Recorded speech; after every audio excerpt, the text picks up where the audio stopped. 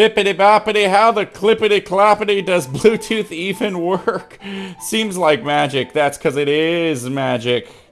The magic of science. Let me break it down real quick. Okay, obviously understanding this starts with understanding this. That's vision, aka stick with me here for a second. Light from the sun hits an apple. To our eyes, the apple is red because that's the wavelength of light that isn't trapped by the apple molecules, okay? Now think of wavelengths here as equal to energies, and all of the wavelengths or energies we can see is called the visible spectrum, with the purplish being the shortest wavelength we can see, and then all the way on the right being the longest at red. But light comes in a whole bunch of wavelengths that we can't see. Okay, we can't see most of it, to be honest with you guys. Bluetooth lives all the way here on the left using radio waves, which are very long, and that is how they go through walls and stuff, vibrating at a blistering 2.4 billion times per second.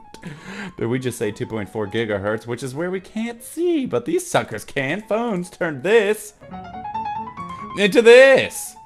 That would be called binary code, and it's computer talk to each other in, and it's when your phone translates a sound into a 1, and then it takes that 1 and equals it into a wavelength, which we talked about, and these little computers see that wavelength as a 1 and reverse it into a sound, right into your ears. And there's a lot of sounds to move, so phones and earbuds talk over 1,000,000 times per second. That's quite a lot if you ask me. Oh, by the way, only buds and phones that have been paired before can talk because they talk in code.